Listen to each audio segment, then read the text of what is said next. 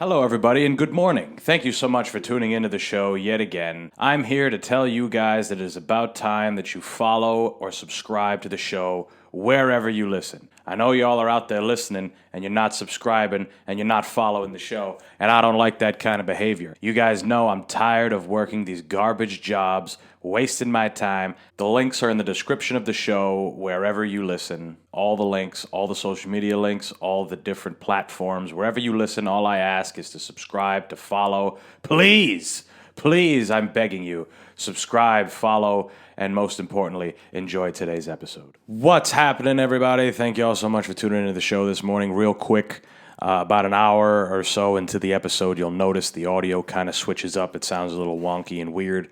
That's because my laptop, again, is a piece of shit. Don't forget about that fact when you listen to this show, that it is a piece of shit and things go wrong sometimes. So, shit happens, but the audio does not stay like that. I promise it gets better. It doesn't sound like we're robots for the whole rest of the episode. It's just for 7 minutes or something. I was originally going to cut it out, but I didn't after listening to the part that, the part that does sound weird.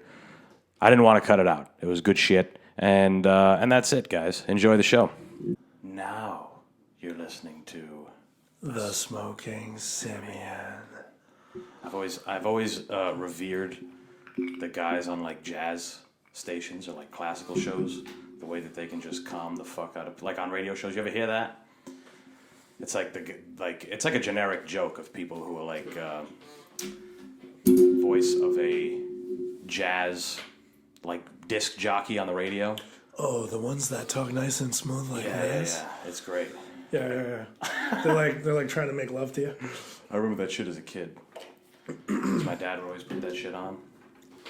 And it was on Sundays, it was Johnny here with Charlie Parker and the stylings of blah, blah, blah. Yeah. Fucking stupid. Just super easy listening. Yeah, that's great. How are you, Jonathan? I know how you are, but the people want to know. You haven't been on here in a while. I am well, sir. My name's also not Jonathan, but everybody calls me that. Is it just John? It's just John. Wow. Little known facts. No. Everybody calls me Johnny or Jonathan. It's fine. I don't even care. Right. I actually just corrected you to be funny, not to... Antonio and I like to bust each other's chops. That's a thing we do. Right. Is Nate at work? Is he Nathan or He's Nathaniel? Nathan, but not Nathaniel. Oh, okay.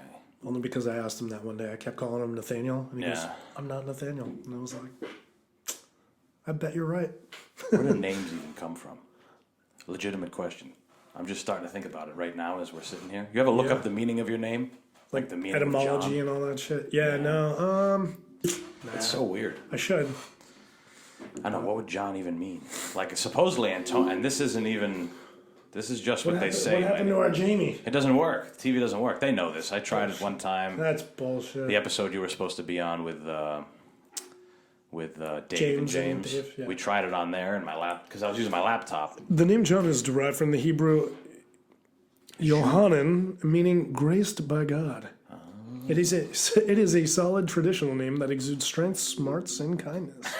Who the fuck wrote that? You ever see the ones on Urban Dictionary if you want to have a good day? Oh, God, Look up the one on Urban Dictionary. They make you feel phenomenal. It's Antonio is one of the sweetest people you've ever met. It's lucky that he's in your life. Because somebody named Antonio wrote that. It's like Wikipedia. Just so everybody knows, this is one of the best sounds ever. Hold on, we'll be quiet.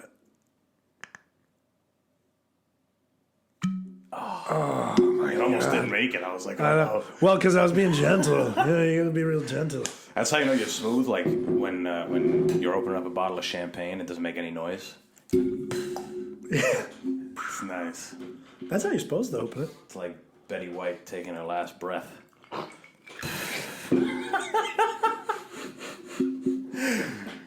Is that going to be one of your bits? I don't know. I have no idea. But we were talking about kicking the beehive before we even came in. Yeah. Pissing people off 50 Cent style. Right. Ari Spears versus Ari Shapiro. Shapiro. Is that his name? Shafir, that's it. They're both Jews. It's all right. Counts. Shapiro actually wears his thing, though. His yarmulke. Who is Shapiro? Ben Shapiro. Oh, yeah. Yep. That is a vaginal disorder. Yeah. My doctor wife actually said.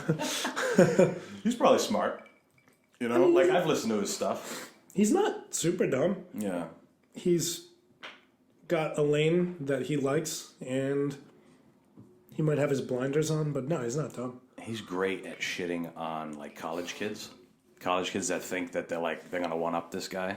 Oh yeah. Those are my favorite. Like one kid was like, "You say you're 5'10", and it looks like you're lying." And Ben Shapiro was like, "Okay, how tall are you?" He's like, "I'm about 5'10". He's like, "All right, come up here." And they faced off, and they were exact same height. And that's just like a small example. Is Ben Shapiro 5'10"? I mean, I guess according to this. Yo, I thought he was like 5'2". Yeah, that's what this kid thought too. Well, he's got like 5'2" energy though. Right. Like 5'2". like he just seems little and mad. Yeah, you have a He's so picture. pissed. One time, me and Nate Marrera were picturing Tyler Barron. You said that short. Oh my god. Yeah, it wouldn't dude. work. It would be so much weirder. Have you ever had Tyler on the show? No. You gotta get his ass on there. Maybe. I don't know anything about him though. We had this conversation. Yeah, but this is how you find out. Yeah, I guess that's true. That'd be great. Be like, tell me about yourself. And you're just blown away learning shit. Right. I know. Sometimes you just work with a fucking... It is weird having the boss employee relationship, because you pretty much work in close proximity with that person for a fucking pretty long time and in a sustained period, and you could know nothing about them. All you know is how they are at work. Yeah, it's true. Yeah. Recently, I've started to get to know him a little bit better. Yeah. And I'm always interested, like, oh shit, didn't know that about you, didn't know this. You know, it's a lot of just nuance that you don't expect. But everybody's kind of that way. Like, it's pretty rare. Like, even boring people or people you might think are boring. Whoops. It's okay. Be careful. They're okay. Even people that you think are going to be boring probably have been through interesting shit. Yeah. It's just that boring people are not good at expressing how they went through things or describing to you or providing a narrative. Like, oh, when I was little, this happened and it was crazy. They just don't say it. Or they're sheltered. Not sheltered, but what's the word? Maybe shelled. Like they're not willing to tell you some of the crazy shit. Oh, yeah, like protective, yeah. Yeah. That's a good. Guarded. Guard, that's the word. That's when this shit helps. If you want to learn some shit about somebody.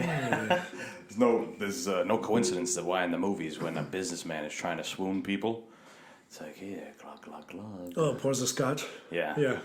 Have a sip of that.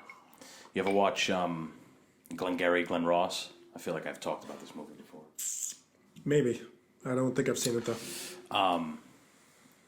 The entirety of the movie, Al Pacino's character is sitting in a Chinese restaurant trying to because the movie's about a bunch of salesmen and he's one of the salesmen, and the whole time he ends up getting the guy to sign the deal and whatever, but the whole time they're just drinking and he's just talking to him. He's like, whatever, talking about morals and shit that has nothing to do with selling. Is that the whole movie? That's what his character is doing the whole time. Oh, that's dope. Because what's happening back at the office is a guy comes in, a big head sales manager. He's like, hey, you guys aren't selling enough. Basically, it's Alec Baldwin. It's right after he shoots them all. No, he comes in and he shits on them all. He's like, you guys, it's like a kind of a legendary movie moment. He pulls out these literal brass balls. He goes, it takes brass balls to be a salesman. And he basically shits on all the guys in the room. And he says, if you don't, there was 4 of them that worked there, Al Pacino and whoever the fuck else. And it's like the guy who sells the least gets fired. That's it. You're done. First place is this, second place is this, actual prizes. And then it's if you don't get either of those. So it's really 2 guys getting fired. Bunch of people's jobs are on the line. So the rest of the movie is those 3 guys hectically trying to figure out what they're going to do next. And then Al Pacino the whole time is closing a guy in a restaurant. And while he's doing it, it's just funny because he's bringing up shit that has nothing to do with what he's selling. He's selling real estate or some shit, and he just smooches them, and they're drinking. And he's like, whatever, talking about life and morals and all this shit. And he's like, by the way, look at this. And the guy's like, not bad. And he's fucking, it's crazy. That's dope. Yeah, I got to check that out. Yeah, sales is, I don't know. It was something that I thought I wanted to do, but the thing is as much of a scumbag as Jordan Belfort is, even though he's kind of a cool guy, Yeah. on the outside, right? You can be a cool scumbag. Yeah, he does make the point that you do need to sell all the time, like even if you're not a salesman. So it's good to even have the ability to do that shit, Yeah. even if you don't make a living off it. Agreed. Hell of a racket, though. Yeah. Tough one. What else happened recently? Now you are. I'm actually sitting across from, ladies and gentlemen, the CES. Oh, me. I'm like, Who else is here? I was like, what? Frank Sinatra behind you.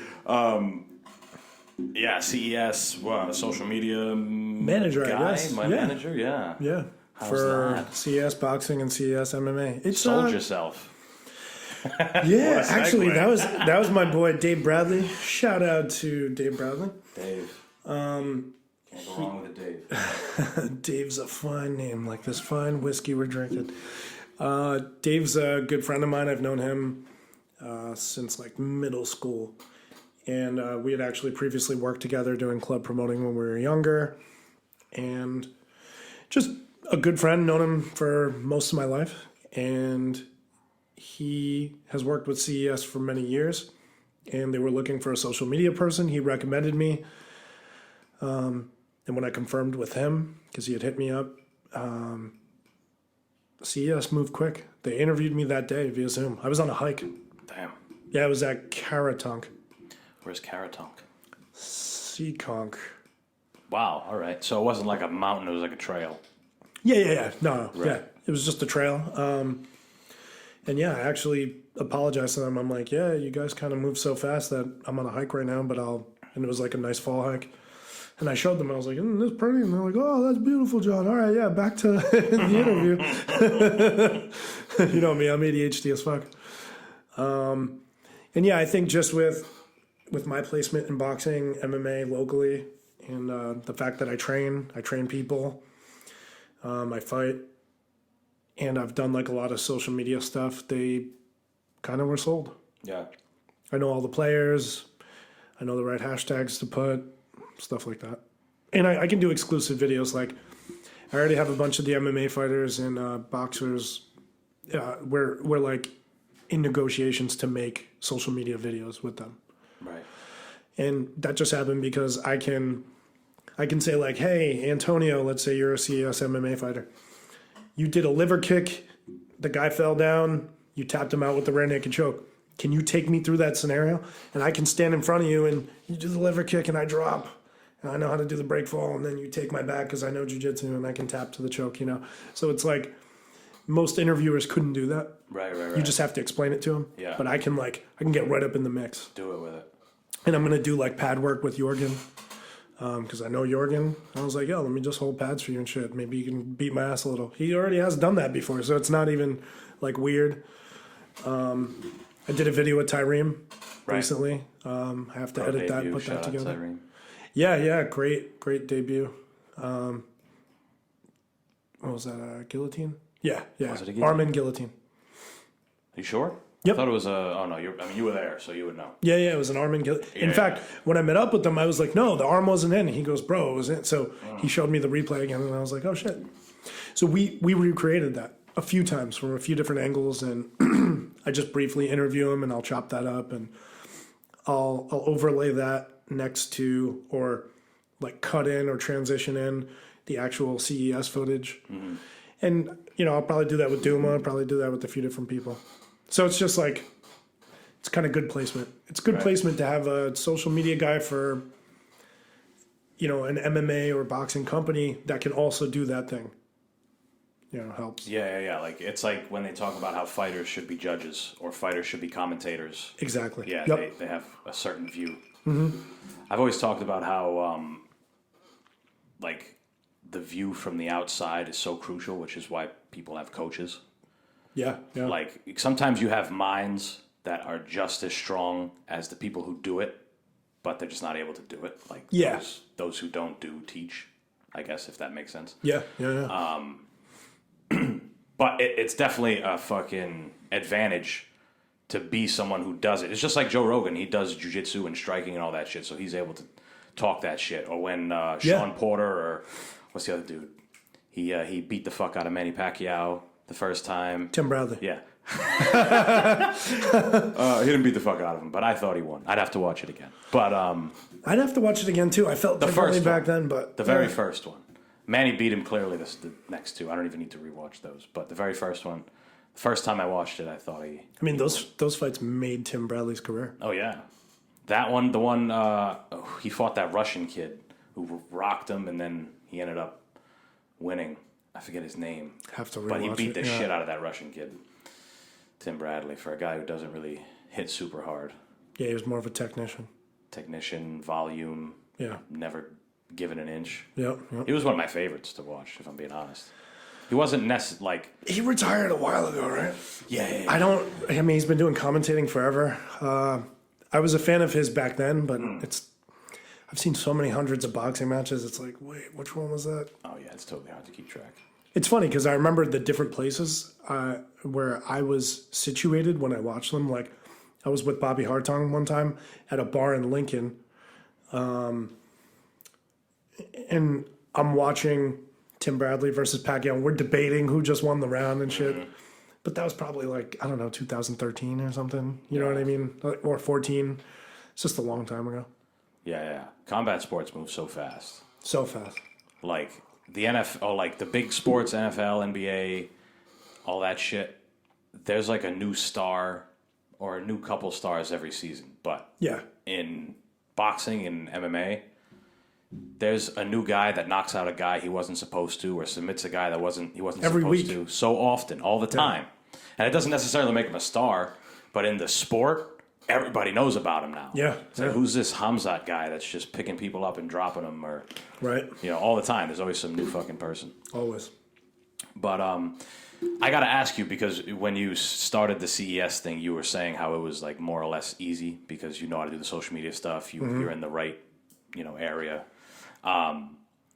Isn't it weird? I don't know if you come from the same mindset as me when it comes to work, but isn't it weird when you get paid for something and you're doing a job and somebody's agreeing to pay you for something that's not like strenuous or hard, or I don't know. I think we talked about that in the bike ride. Yeah. We were on East Bay? Yeah, freezing our fucking balls off. No. It wasn't that time. Oh, it wasn't? It was the time before that. It you was had to still stop. warm-ish. Yeah. No. It might have been Blackstone then because I was like really hungover. Maybe. Is that why I had to stop? No. You were stopping to do like, you might have had to respond to some emails. It was the very first time you told me about it.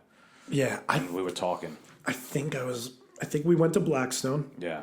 We saw some of the foliage. It was starting to turn. I think for some reason I was really hungover. I don't know. Obviously, I drink too much, but as I drink more booze. This is an occasion. It's a Tuesday, motherfucker. But I remember being like, oh, God, we're doing like, what is that one, 36? 36 miles and I'm so hungover. Yeah.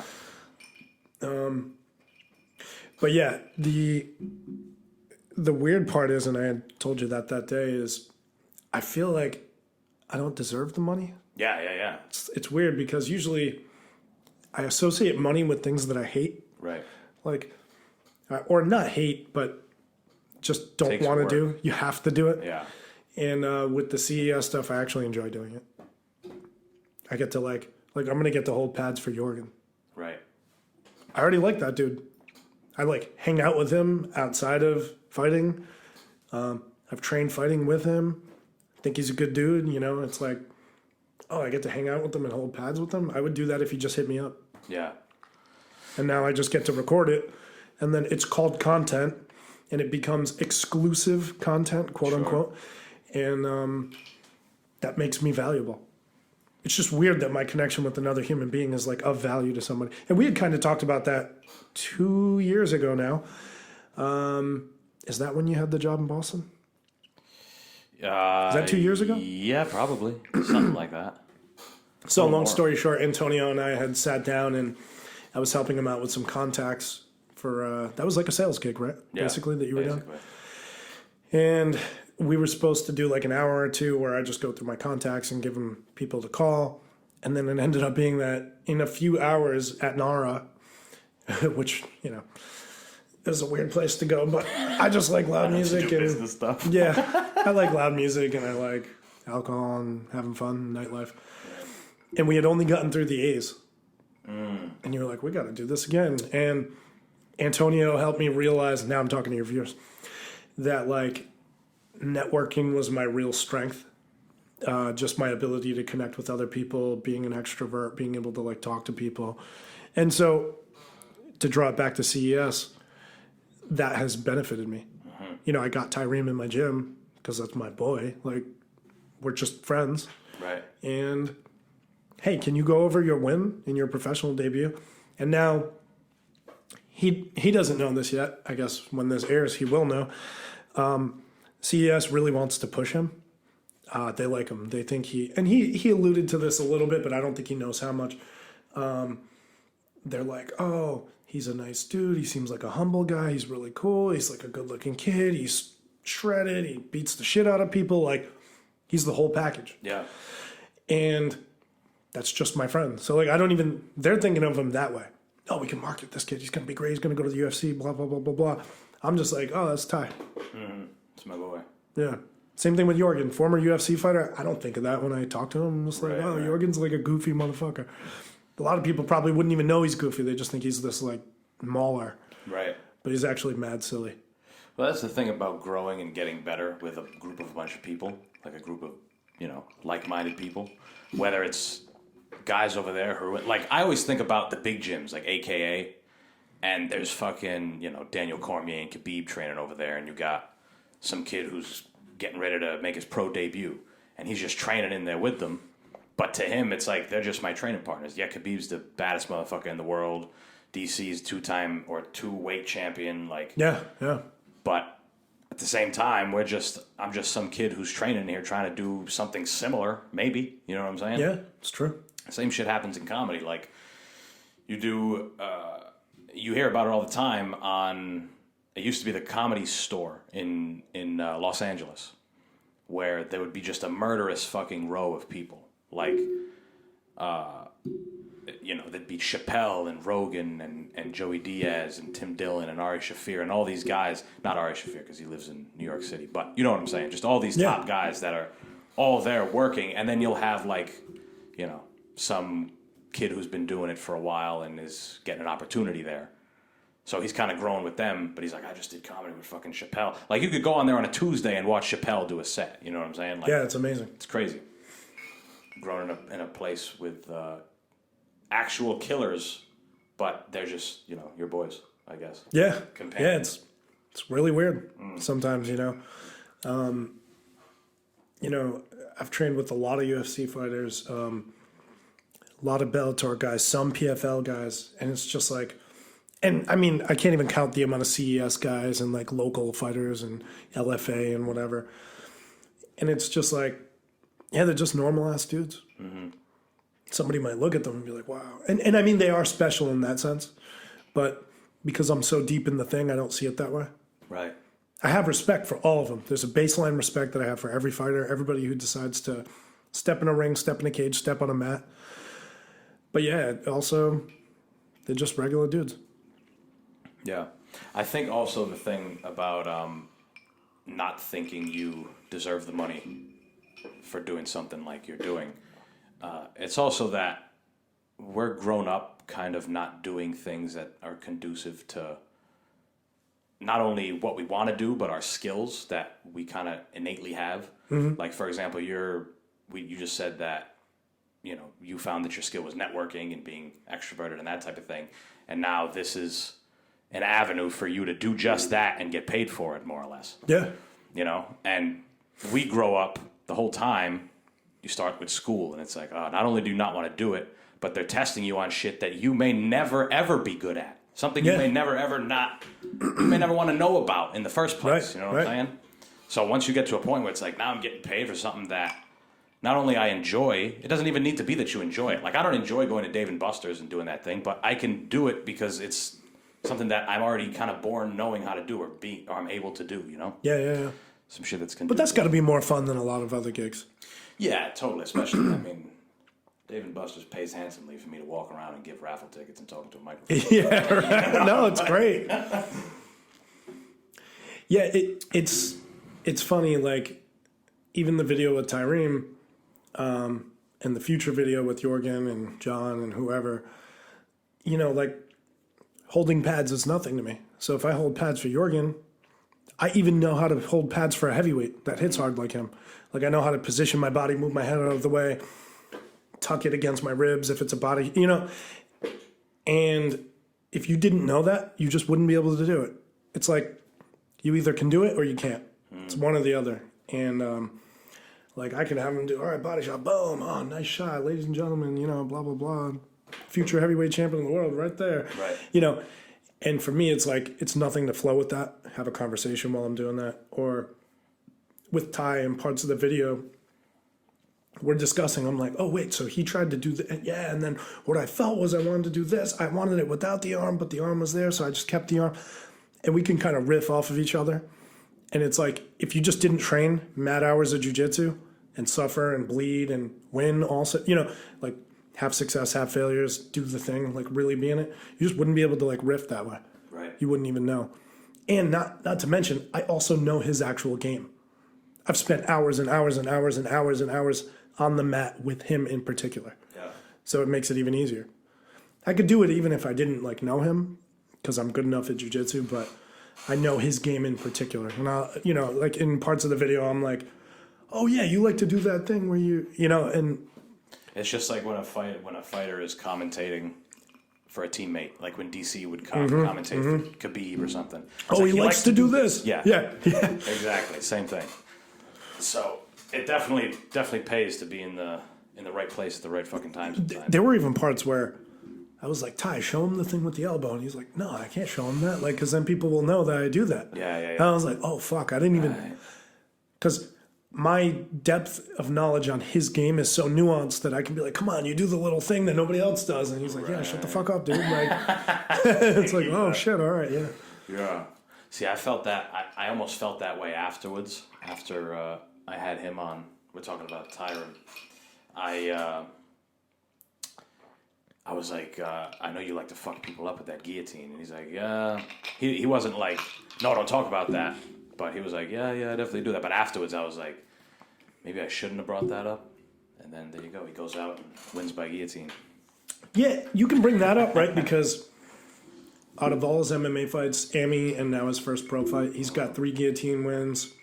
I think 2 arm out, 1 arm in now. And his last MMA fight was like a rear naked choke victory. So he's obviously choke oriented. 75% of his wins are by guillotine, 50% arm out. So like he's got a clear preference. But what he doesn't want people to know is like specific how he sets it up, where he sets it up from, right. How he cinches it, how you fight into it instead of out of it, and those little things. Because I was like, oh, people will love this. And he's like, yeah, of course they'll love it. And they'll use it to like stop me. Right. And I'm like, oh yeah, you got to give it away without giving too much away. It's interesting. Yeah. It's funny how fighters, like, they have to really take the fighters who make the most money, I think, if we're going to say that, take the full opportunity of being on the mic. They take full advantage of being on the mic. Like, sometimes people look forward to the post-fight, like, interview with Joe Rogan or whoever the fuck it is, DC, more so than anything else. Like, I want to see this guy win because he's going to say some crazy shit at the end. Derek Lewis. My balls was hot. Hamza, after this last one, he comes out screaming, I want to kill everybody. Paddy Pimblett. Fucking. Oh, yeah, that crazy motherfucker. Connor every time.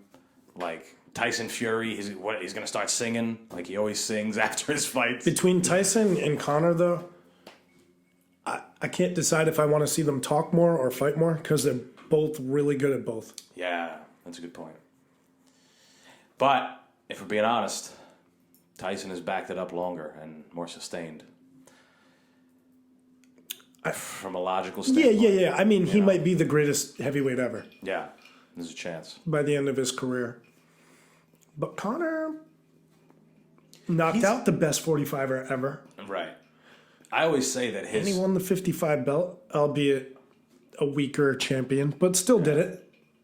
Still made it happen. No, totally. I mean, he changed the game. Connor's a legend. He changed the game. Whatever happens from here on out doesn't really take his legacy. Because of his recent losses, people think he's overrated. Yeah.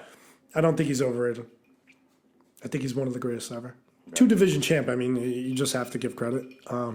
Even though 55, it's a little more questionable. But also, Nate Diaz, I mean... He's going out and fighting the best, Connor.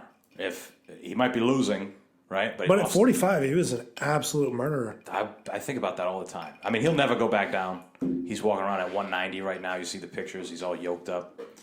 He's never going back down at 45. Yeah, it's too bad. Yeah, because he was... Nobody touched him there. He's undefeated at 145. Yeah, and the only guy he didn't knock out was Holloway.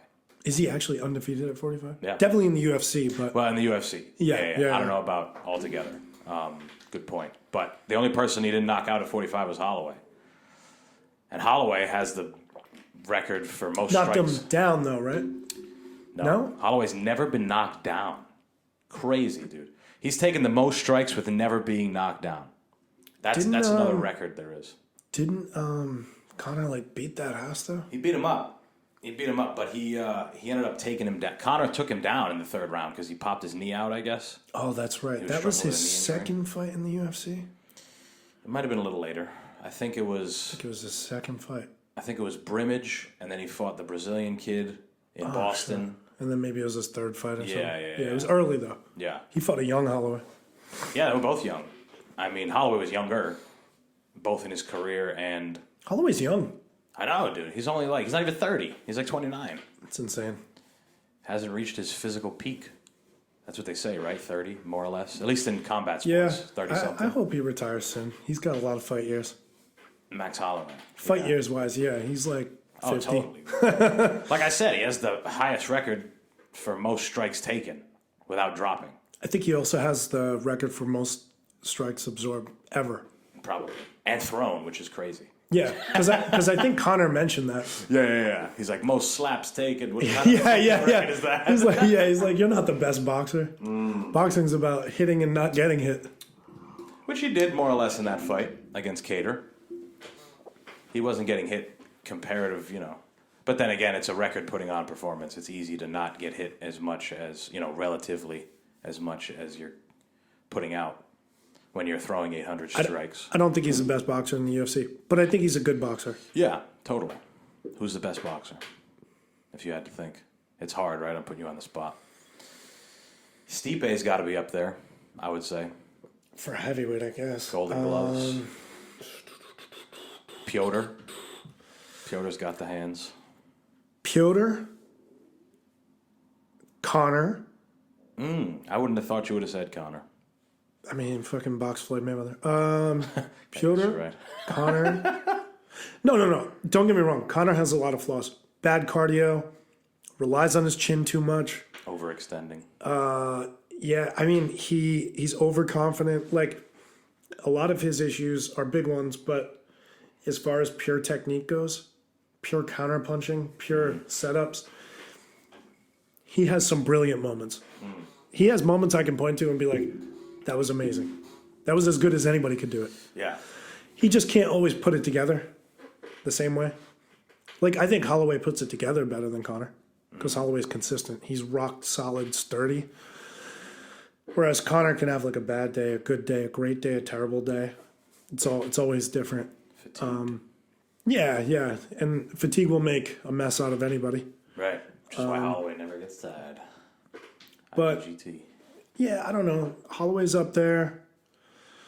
Piotr Jan's up there. Connor's up there. Jose Aldo is up there. Oh yeah, right. Who he was with Garcia, right? Training with Garcia. Mm-hmm. Cyril Gane is up there. Cyril Gane's fucking filthy. Right.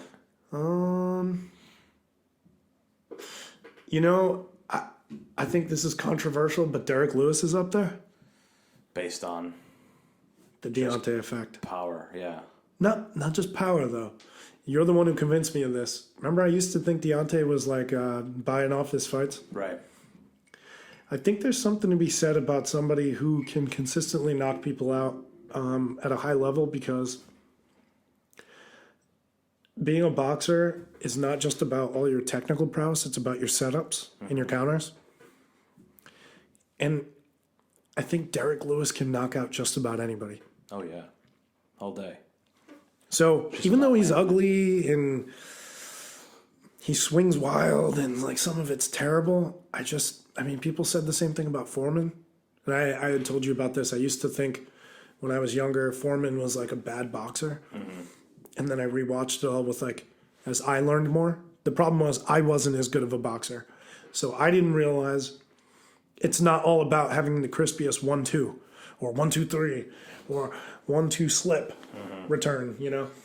It's also about, can you feint a certain way and punch a guy's arm so that he blocks a certain way, and then you feint again and he moves the way you want him to move, and then you crack him. All the details. Like when he caught Curtis Blades with that uppercut, he was setting it up. And then he just hit him with it. Against a guy who knew what was coming. You know, it's like, that's another thing. You know what he wants to do, and you can't stop it. Deontay can do that too, and I think Derek Lewis is not a pretty boxer, but he's like a Deontay style. Yeah. Coming from that technical ability. Anderson Silva. It's that one. GSP. Great boxers in different ways. GSP's more of a traditional great boxer, jab you to death, throw a right hand behind it. Right. Anderson Silva, very non-traditional. Moves his head a lot, moves in weird ways, counter shots, lots of uppercuts. Volume. Like when he fought JCC Jr., like it was just volume like a motherfucker. Not getting hit, volume. And the only reason he didn't get, in my mind, a unanimous... Whitaker, another good one. A unanimous decision is because they were in Mexico. I mean... Oh, yeah, he beat that ass. He beat the fuck out of that kid. Like, he should probably fight Jake Paul, right? Anderson Silva. Yeah, I think Dana White's calling for it. Yeah. I think that'd be good. I don't know. I think it'd be bad for Paul. Yeah, that's what I'm saying. I think as long as Paul keeps fighting MMA fighters, he's gonna be the guy. It sucks. But you know when he doesn't suck though because he's getting good. I know. He's been doing it for like 4 years and he's training like he's pretty good. Yeah. Kid's good. He's good. Yeah. Most of those guys who talk shit about him, even in MMA or boxing or whatever, even the boxers who talk shit about him. Yeah. Go spar him. I bet he's better than you think he is. He probably is. You know what I mean? Like, that's why I would have liked to see him fight Tommy Fury. That's what the original fight was supposed to be. Which, again, I know what you're thinking. Tommy's a chooch. He's kind of like JCC in the sense that they drop the ball. They're supposed to be the heir to the throne, whatever. But Tommy's like, why Tommy? Well, that's probably why they picked him.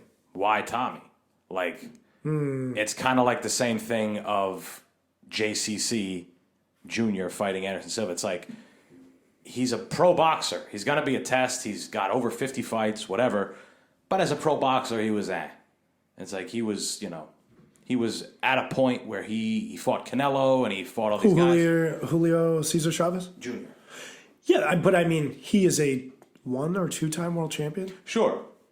But Anderson Silva, again, great, one of the greats of MMA. Now, if you scale it down to a kid who's only been boxing for 4 years versus a lackluster pro boxer who's also early on in his career, like Tommy Fury, I think it would have made for a decent test for Jake Paul, put it that way.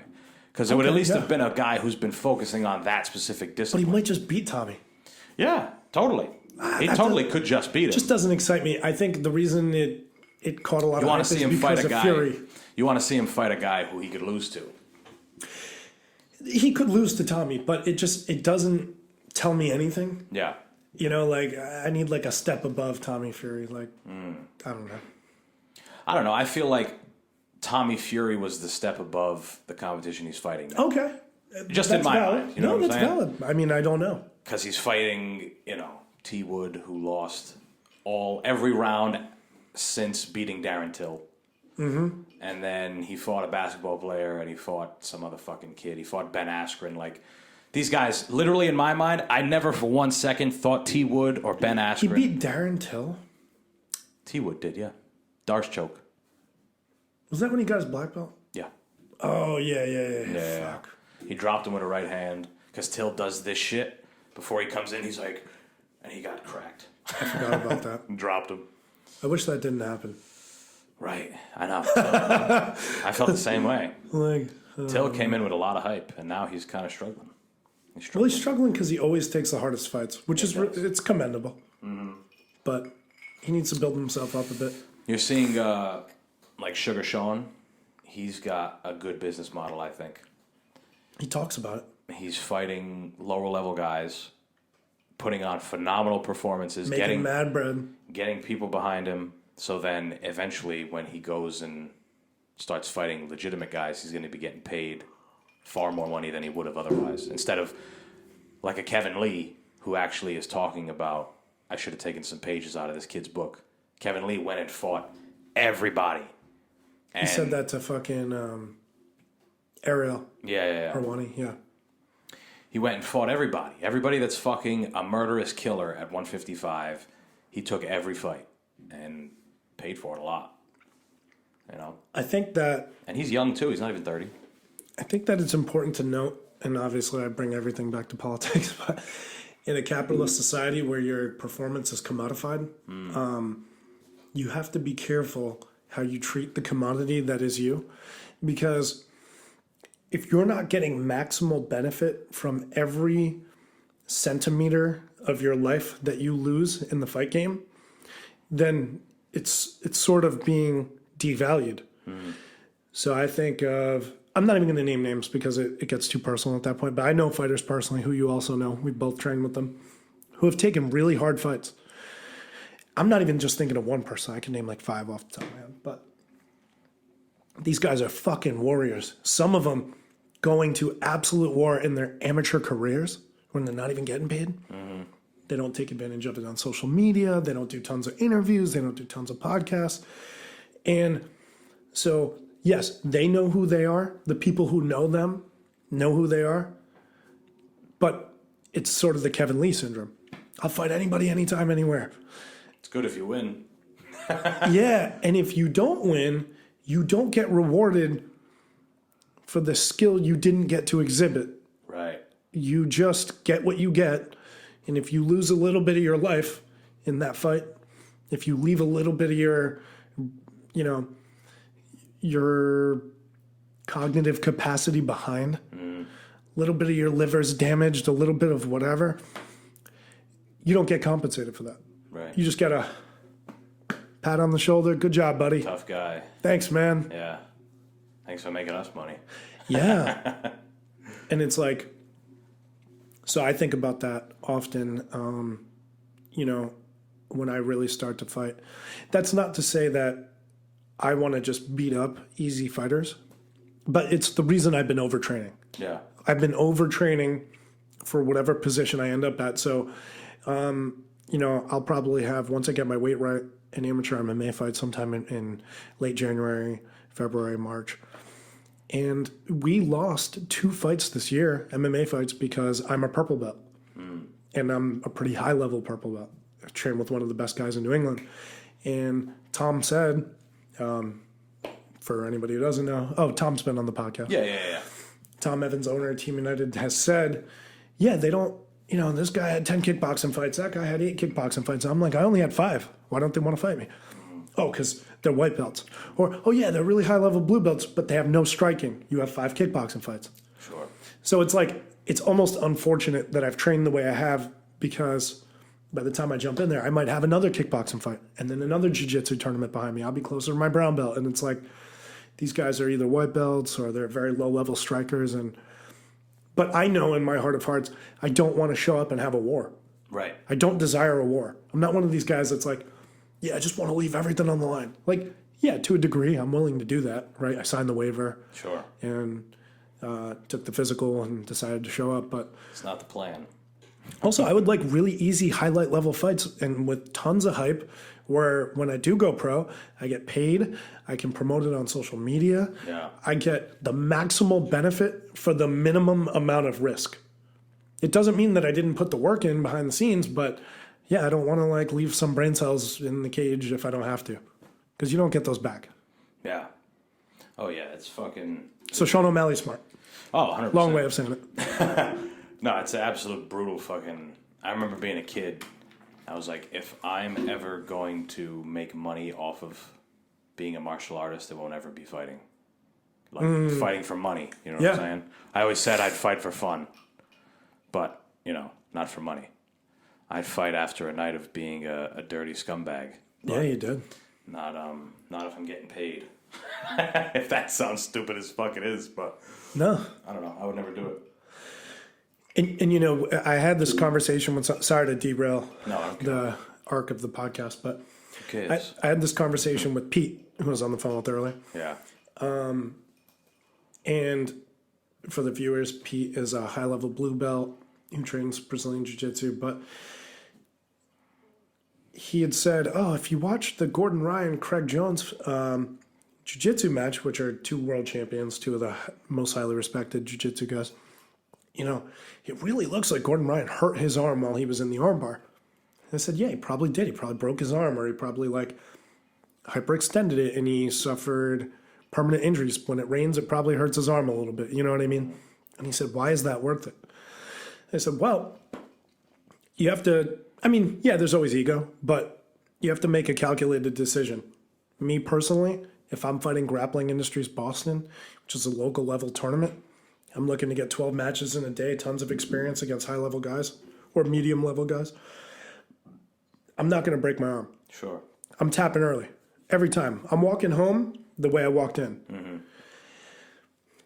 Conversely, if I'm competing for a world title, high level tournament, it's being televised, it's streamed. The prices of my seminars go up after. I go from a $30 a seminar guy to an $80 seminar guy. It's a matter of how much do my privates cost? Oh, they cost $50 an hour now. After that fight, you're an $80 to $100 an hour private. Right. Your social media blew up. You have the highlights to blow up. You can talk shit to big name guys. People will pay attention to you. All of these things should factor into the decision that you make. So if you're Gordon Ryan getting your arm partially broken and you still escape it, that's actually worth it. That's a commodity decision. You've decided that this is financially worth it if you take advantage of it. Mm. And so maybe it's worth it to break your arm and keep fighting. Right. Maybe it's not. You just have to decide when and where it is. If it changes the whole course of my life, yeah, fuck it. It's just an arm. Yeah. If it's nothing that nobody ever knows about, yeah, I'm tapping early every time. Right. It's just like guys who fight like motherfuckers in the gym for sparring and whatever. It's like, what are you doing this for? Yeah, it's so stupid. No, you broke my nose for what? Yeah, mad dumb. Mad dumb. Yeah. It's all ego at that point. Right. No, the game changed once fighters realized that they could make money by promoting themselves, specifically in MMA. Like before, the only way you would get any buzz is if you had a war, is if you were the guy who was either in wars or the guy who knocked people out, Chuck Liddell, who checks both of those boxes. Yeah, unfortunately for him. Yeah. Anderson Silva, GSP, they were just beating guys. They were phenoms, and they were doing it in dramatic fashion. Before, that was the only, and plus back then you could get sponsors. Yeah, you could wear Condom Depot on your shorts in the middle of the octagon. Yeah, exactly. So that's good, yeah. But now it's like you don't even need to be the best fighter. You don't even need to be doing that. Because not only do, in this day and age, you can make money from 1,000 different avenues, now fighters realize that they can leverage. They can leverage to get more money on their contract based on, the following they have. Hey, I'm selling out arenas when I'm the co-main. People are coming to see me specifically sometimes. You know what I'm saying? Like, O'Malley he makes six figures every fight regardless of where he is on the card. Mm-hmm. You know what I'm saying? He fought this last guy, this Brazilian kid, and he absolutely wiped the fucking mat with him. He dogged him, beat him in the first or second round, knocked him out clean. And that guy, like you said, lost brain cells, lost some time off not only his career but his life. Might, punch his wife one day for some fucking reason. Like just whatever. And these are real things, yeah. And didn't get paid. Like, that's what I'm saying, yeah. Got paid maybe a little more than the minimum. The minimum's 12 G's. I don't know if you knew that. It's 10, I think. Is it 12 now? I think it's 12. It was 10, but yeah. Yeah, so it's 12 G's. Yeah, he probably made 15 to 20 grand to fight O'Malley. After paying people out, you maybe get half that. Maybe. Well, yeah, plus tax taken out. Yeah. That's the thing is if you're a low-level fighter, your predominant source of income should not be fighting. No. It should be, and And unfortunately, just the way it works, you should be doing every podcast interview. You should be doing all the shit that distracts you from your training and whatever, but you should be fundraising. You should do a GoFundMe. You should, just because of the shitty way it works out. Actually, shout out to Jake Paul for that. He recently had that back and forth with Dana, and he said, yo, change the minimum to 50 grand. Yeah. I'll fight MMA tomorrow if you fucking agree to these terms. And it's like, I agreed with every one of Jake Paul's demands. Totally. Yeah. No, he's I thought they were great. He said minimum pay should be 50 grand. Every fighter should have health insurance. And there was like a third demand. Can't remember what it was, but part of the revenue of the UFC, like an agreed upon percentage, would be paid out to fighters. I thought it was really smart. Yeah. It's almost about like, having a personality, having a buzz. It's so weird how now there's like really specific buzzes. I've only been alive for 24 years, so I don't know how it was before then. But when I was a kid, it was, the only people that got buzzes were fucking monstrously famous people that everyone knew. Mm-hmm.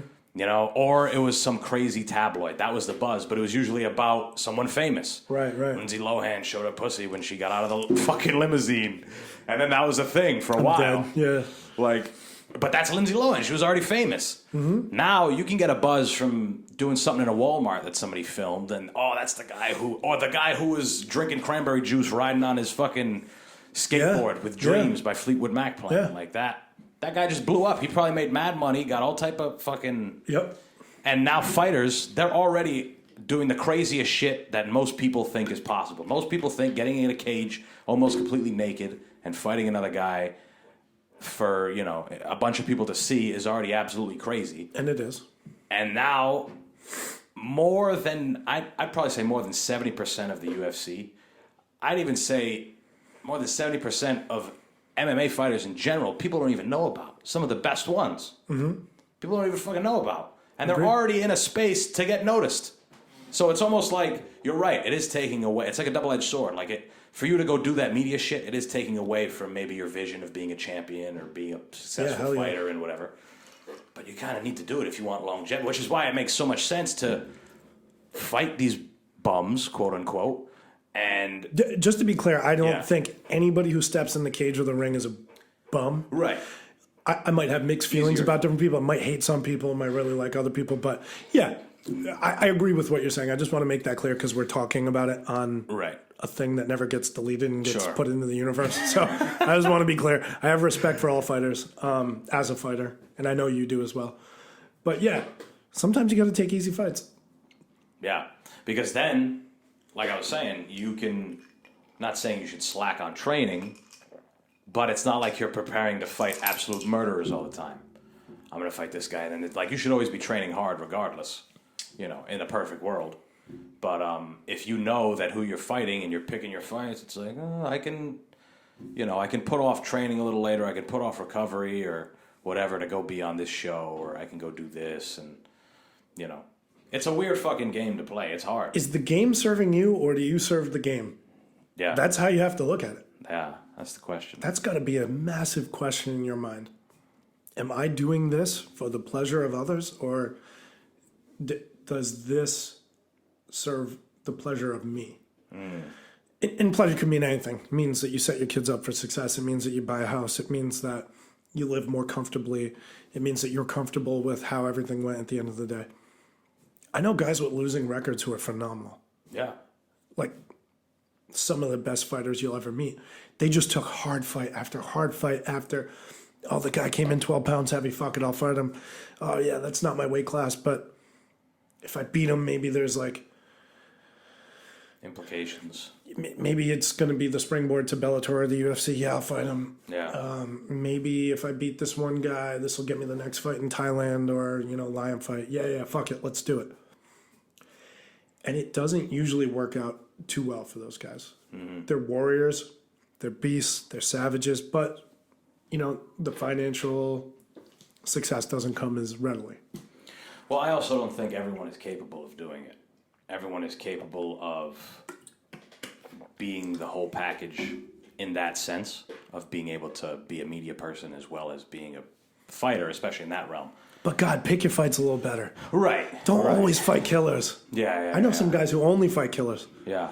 I'm just like, man, I respect them. Nothing but respect for them. But it's just not how I would do it. Yeah, it's a weird way to go about it. Which is weird because that's a new thought process. Like before, like we were saying, years ago, it was like fight the best all the time and win out. Like just be the best. Be the better one. If you're fairly compensated, sure. Yeah. Which is why champions get paid the most because they're fighting the next best guy all the time. Yeah. You know, they're always fighting the person that's trying to take them out, which is what happens. You see champions, eventually they crumble because it's like, everybody's after me all the goddamn time. You don't think it's anything. You're like, this guy's a fighter. He's a champ. Heavyweight champ of the world or, you know, greatest female fighter ever, 2-weight champion. Oh, that's crazy. That fight is... Oh, my God. Oh, I haven't even thought about it yet. But you said something that was interesting that you can kind of, you know, twist into life's terms. Where you said, "Is the game?" Say it again. The game. Is the game serving you, or are you serving the game? Right. Now, could you imagine a UFC full of fighters where the game is serving them? I don't know if that's possible. Which the reason why I say this translates into real life is like, is every person possible of bending the game of life to their will? Bending it in a way to where they can live a life that's conducive to what they want? Well, no. Right. Everybody could maximize their efficiency. Yeah. Like, let's say you just know you're going to be a so-called journeyman who's probably going to be 1-3 in the UFC before you get cut. You could still do the interviews. You can still build the following locally, collect privates, get someone to invest in you so you can build a gym, do seminars. I'm a UFC veteran, yada, yada. You could still do what I think of as like continuing education. Get your black belt. Everybody can get a black belt in jiu-jitsu if you just do it long enough. Everybody can get certified by some Muay Thai instructor as like an instructor. So you should walk out of every fight career with the equivalent of a doctorate in striking and grappling. I think that's a bare minimum. Many people don't do that, as you know. But it's just what you should do, in my opinion. So I will walk out of a fight career with a black belt in Brazilian Jiu-Jitsu. I plan on getting a black belt in Judo. And I plan on, taking at least 10 Muay Thai fights and at least 10 boxing matches and, pretty much considering myself an expert in those two disciplines. Yeah. Everybody can do that. So everybody could maximize their abilities, maybe. Their performance. Yeah. The arc of their career. That being said, we live in a capitalist society that treats fighting a certain way. I kind of like some of those fight models that talk about paying people a yearly salary. I think the PFL did that and some other places did that. Yeah. Hey, we'll pay you $100,000 a year. You got to fight 3 or 4 times. Done.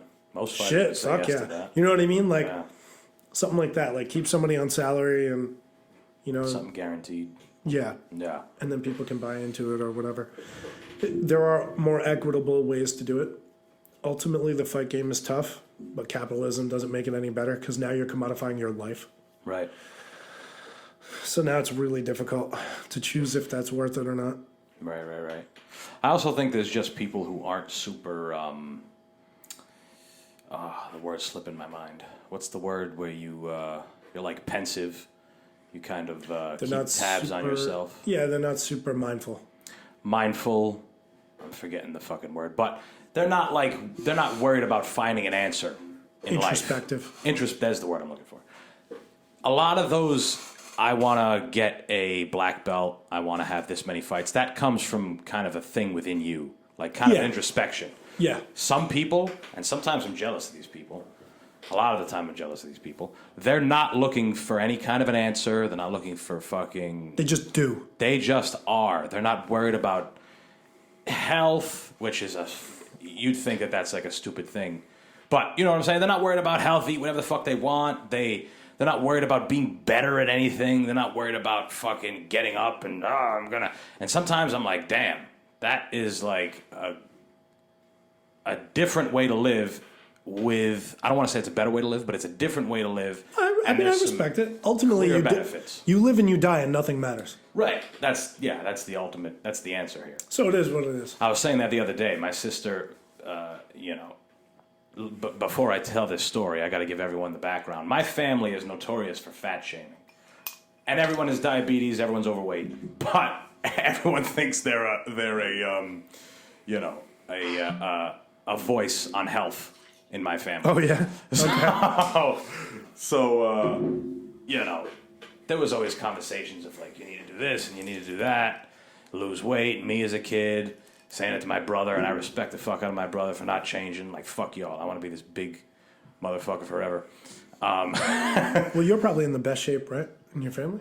My immediate family. Yeah, I have an uncle who looks like Bruce Lee, or a cousin who looks like, Bruce Lee. Is he the one in Portugal? Yeah, he's a vet. Yeah. He's a straight rides horses and shit. Straight heartthrob. Yeah, you told me.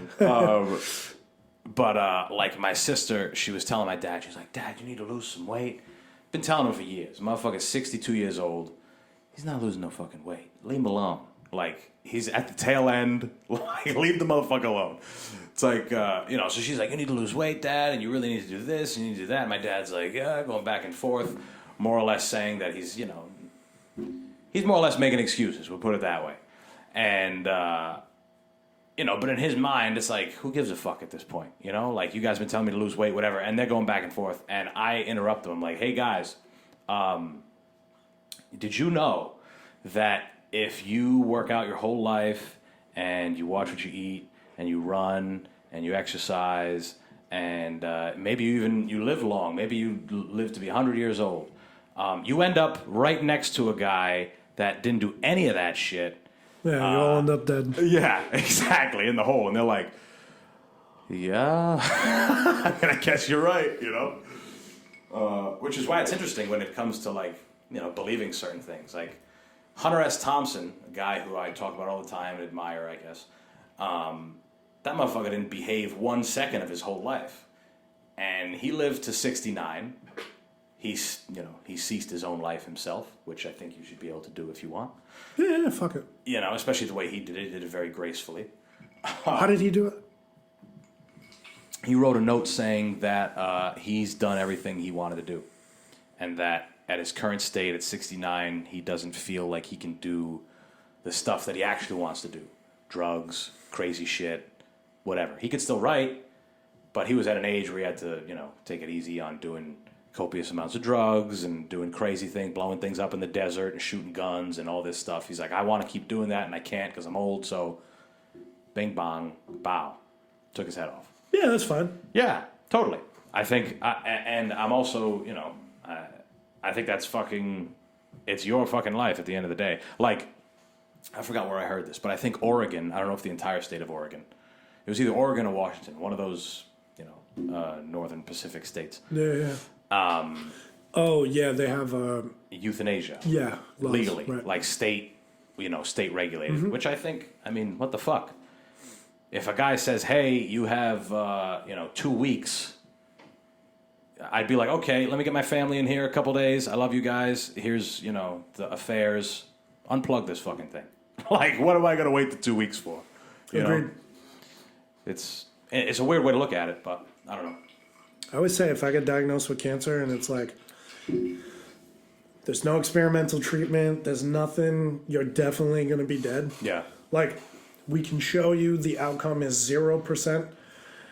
Like, I'm saying bye to everybody. I'm smoking a blunt with you. We're going to chill. I'm going to give you a hug. We're both going to cry a little. Like, I'm going to do that with the people I need to do that with. And then I'm going to, like, go to Thailand or somewhere cheap and I'm going to fucking do a bunch of coke until my head explodes or something. Like, I'm going to be rock climbing in Iceland on some mountain I don't belong on. And, do you know Larkin fell off a mountain? Nah. Fell 1,000 feet and died. It's like, yeah, he was totally fine with it. Right. Fuck it. I already kind of live life that way. Right. I'm a little more cautious. But if I ever find out, like, yo, dude, by the way, here's a strong hint. X-rays don't look good, or the MRI doesn't look good. Like, okay, cool. Like, I didn't expect to make it out alive anyway. Here's a crazy one, right? I watched this movie the other day. This is a plug for this movie. Phenomenal movie. Great, crazy story. Crazy story. It's very Albert Camus-ish. I don't know who that is. Someone who I'm a fan of. Philosopher, absurdist. Have to look into it. Yeah. He, a lot of his stories, his books, were fiction, but the idea was putting a man in a situation that seems absurd, seeing how they react, see the introspection, what a person would feel. Like, I've talked about his book, The Stranger, where a guy gets roped into a murder, he ends up killing a guy, and now is facing, execution, public execution. And it's kind of, the book is basically what this guy's thinking the whole time. So it's pretty interesting. But this movie that I'm talking about is called Swan Song. And it's with, have you seen The Green Book? I feel like I've told you about it. I forget this guy's name, the actor. I don't know. But the people listening, they probably know. It's the black guy in the movie. I forget his fuck. It's a really long, Islamic name. But nonetheless, phenomenal fucking actor. Great actor. And he is diagnosed with some terminal disease. I'm pretty sure it's cancer. And this is set in the future. And there's this new treatment or program or whatever that's happening. Super new. He's only the third or fourth person to have it done. Where they'll clone you. Clone you completely. They only do this for terminal patients. They clone you, to the T. This clone has every memory, every feeling. It's you. It's literally you in front of you. And you're supposed to die at their facility. And this clone is going to go into your house. And now it's, it takes your place. It's probably still not you, though. That's the whole thing. He starts to get jealous. It's him like a motherfucker. It's exactly him. Looks like him, thinks the same things. He's arguing with himself. And what's bothering him is it's like he's going to go home and hug his wife. But it's his wife. You know what I'm saying? It's fucking weird. It's like, he's like, it's not me. Yada da. But great fucking movie. Super interesting. The whole time I'm thinking, I'm like, damn, every time they add a new layer, it's like, damn, this motherfucker, that would be a crazy Well, I think thing to go through with. we have this weird obsession. It's not weird. We have a biological imperative in place that's to prolong your own life. Yeah. If you don't do that, you don't ensure the survival of yourself and therefore your progeny and therefore your species. So it behooves a species to act in a beneficial way for itself. So we always want to prolong life because we always think about prolonging us. But the truth is, we are not biologically wired to live forever. Not always. I always used to think about this when I was younger. What would I do with 100 years, 200, 300, 500? And the truth is, I could maybe live 300 or 400 years. Even that. Yeah, I know, but that's about it. But really, you get to a point where you're like, you would be so unbelievably bored with life. Burdened. You'd be burdened with the horrors of every century. Imagine if you were here 200 years ago and now you're here now, you'd be like, Jesus. Yeah, it's a lot. So you're basically not meant for that. So eventually you end up in this this horrible dilemma where, the biological imperative is to survive, but really you're only meant to survive 30, 40, 50 years. Now we're in the 90s, hundreds, whatever. But how long is too long? And so my personal decision is I want to live as long as I can reasonably do the things that I like to do, kind of like the Hunter S. Thompson approach. Right. And then no longer. Yeah. And so I'm making peace with it now so that when it does come, I'm okay with it. Yeah. It's a lot of weird. It's easy to say, though, because who knows how I feel on that day, Or if you even see it coming. I hope I don't. Right. That's true. I hope a meteor comes right through your window and kills us both, and it's great. That is, it's just like, oh, all right, we're just not here anymore. That's why that movie, we're talking about movies now. That movie, Don't Look Up. I told you about it. I know, I haven't seen it yet. Yep. It's basically, hey, motherfuckers, look, like there's a meteor coming, which is kind of like, I was comparing it to, a fight camp. It's like, there's a meteor. Okay, here it is. And it's like, fuck, here it comes. Like, not to spoil the movie, but I'm spoiling the movie. Like when the shit actually starts to come, like it's now you're feeling it, the earth is rumbling and here comes the shockwave, like being just sitting there watching and it's like, holy fuck, like holy shit. But then once it happens, it's like, that's it, you were there, now you're not. Yeah. It's not like you have a choice. You can't be pensive about it. I think the anticipation of death is worse than death. It probably is. Death is fine. It's just nothing. You were dead before you were born. Yeah. Well, that's the thing. You were dead for billions of years before you were born. And then you'll be dead for trillions of years after. Right. It's just like, it doesn't mean anything. I think humans, being creatures of habit, are scared of the habit of not living, or the habit of living, losing the habit of living. That's what it is. And we're supposed to survive. Yeah. It's what we do. Yeah. Everybody respects a good survival story. Oh, they were in the Holocaust and nobody made it but them, and they just clawed their way out, and it was the indomitable will, and everybody loves that. Why are you telling people fiction on my show? Holocaust. Whoops, my bad. Okay. We love the Holocaust. It happened. We do not love the Holocaust. But it did happen. That's how we started our Christmas Eve special a little while ago. We got way too hammered, like kind of before the show happened. Oh shit! And, the episode I was supposed to be at. No. That was New Year's Eve. Oh. Yeah, no, we did a Christmas Eve one. Me, Chris Oldred, and Rob, and we got pretty hammered. That makes sense. We started the conversation with if Hitler liked Christmas just to spite Jewish people, which I think we deduced to be true. Oh, well, I'll have to look into it. Like, that's the side they don't want us to know about him. He was jolly. Oh, Lord. All we do is drink on this show. That's great. Even though this is water. I was another thing so. I wanted to talk about, and you came prepared, rightfully so. Books. I talk about it on here all the time. Last year was a year that it was part of my New Year's resolution to get, or my New Year's goals, I guess, to get into the habit of reading, like consistently. Because I don't know, I couldn't tell you the last time I consistently read on my own. It was probably before high school, if I'm being honest.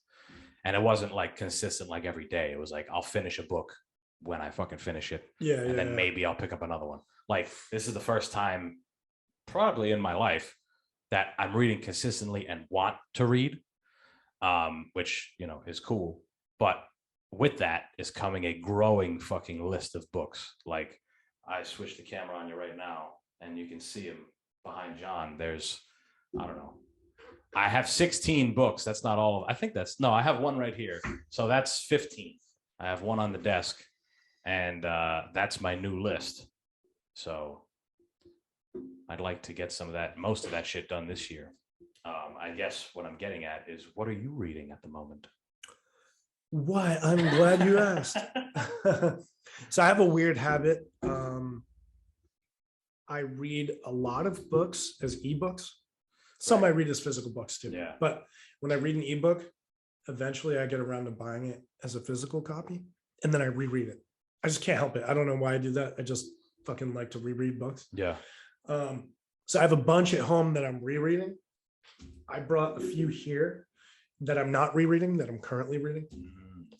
So this is from my friend Tyler Harwood. It's Steinbeck, so it's a classic. It's In Dubious Battle. He thought I would like it. Steinbeck is one of his favorite authors. It's like Grapes of Wrath and... Was it Of Mice and Men? Did he write? Yes. Yes, right, okay. So classic American writer, one of the greatest American writers. Sure. This is about like the workers versus the corporation for I think like orchards or something in California in the And it's like a fictional story. 40s or 50s. What's that? Yeah, It's fictional but story, it's yeah. like he was like, oh, you would love that shit. Real life just- implications. Yeah, knowing how I am. I've been telling him I'm going to read that for months. I've been holding on to it for like 4 months, but I'm finally going to read it.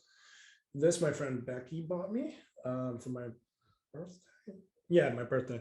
New England's Roadside Ecology. Thomas Wessels is a really cool ecologist.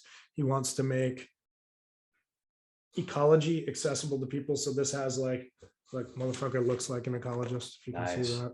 He looks like the guy who ran for governor here. Yeah. name. The fucking He spent like Cool $30 Moose party or whatever. Yeah. He I spent forget like it. 30 bucks on it. Healy. Yes. Healy was his name. Yeah. Yeah. So he wants to make New England ecology accessible to all. Right.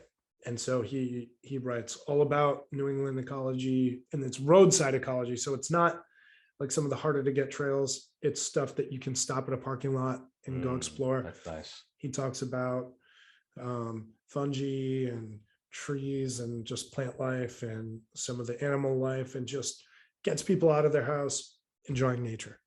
But he's a scientist, but he wants to make it accessible. Right. Which is noble. Yeah, I think it's dope. Yeah. Giving an account of oneself. This is one that I partially read. I did not finish reading on an ebook, and then I bought the physical copy. This is by Judith Butler, who's my favorite author, and I'll just read part of the back of it. Yeah. What does it mean to lead an ethical life under vexed social and linguistic conditions? She's a linguist, but she's also a philosopher. She's like much more than a linguist. A lot of linguists become philosophers. That's just like a thing that happens. They study the nature of language and, yada, yada. Very pensive people. In her first extended study of moral philosophy, Judith Butler offers a provocative outline for a new ethical practice. One responsive to the need of critical autonomy, yet grounded in the opacity, which is a good word, of the human subject. So, giving an account of oneself. Moral philosophy asks the questions like, what should one do and why does one do? Right? Right. And then, Where does it come from? and then she says, well, there's a precursory question. We have to ask ourselves, what is the one that we're talking about? Who is I that commits acts or that behaves in ways in the world? And so it's this person like doing religious things, doing work things, doing, observational things, and just like, what is the I? Who is the I? What is the nature of I's existence? Sure. So I think that's like a cool question that she examines a lot. And then our Commonwealth, it's That looks like a new one. it's newish, yeah. So I found out about I go to so I work at Mayday, and Tom is one of the owners of Mayday, but he also owns Riff Raff, which is a bookstore, bar, cafe, and he has like this what do you call it, clearance section. And I always like, I'll just buy like 5 or 6 books off the clearance section, and if I'm bored one day, I always read like 5 or 6 books at once. It's just I have ADHD. It's a habit. Right. I don't know if it's a good habit or a bad habit. I used to say bad habit. Now I don't know. Maybe it's just me. But this was one of them. I found out that like a few months before I bought this, the author came for a book signing. Oh. And he bought so many that's why they were on clearance, because I was like, this is a cool book. And he's like, yeah, the author came. And so That's pretty dope. this examines like the intersection of socialism, capitalism, what is state property, what is federal property, what are taxes, what's the nature of that? Like, so our Commonwealth, like what belongs to all of us, what is personal, what is private, what does that mean? Right. And just like all of these different questions. Right. So these are ones that I have not fully delved into yet. So that's why I brought these. But there's like probably a dozen books at home that that's the thing is like, I'll just sit at home and I have like hundreds of books. So I'll just pick a book up and be like, yeah, I really like chapter 5 of this book. Yeah, I'll just start reading it. I don't know why I do that. Like I used to think that was wrong. I was like, oh, there's something wrong with me that I do that, because nobody ever taught me that. But now I've begun to reconsider, maybe that's okay. Maybe that's just what I do. You just read. Yeah. Read whatever. So maybe not every book has to be read cover to cover. Right. Yeah, I find that that's probably the case with a lot of people. Like, I know a lot of people that'll have books and they'll just peek back into one just to read a passage or to read a chapter or a few pages, which is pretty cool. I've never reread a book. There's a few books that I've read, but I haven't. You will. So Once this is I your find first one. year that you've dove deeply into books, right? Yeah. But wait till like year 5. Oh, yeah, that's what I'm saying. And then you'll be like, because you'll read something on year 3 that sparks the interest or reinforces the thing on year 1. And then year 5 comes around and you read something else and you go, what was that thing from year 1? I got to look at that again. Oh, fuck.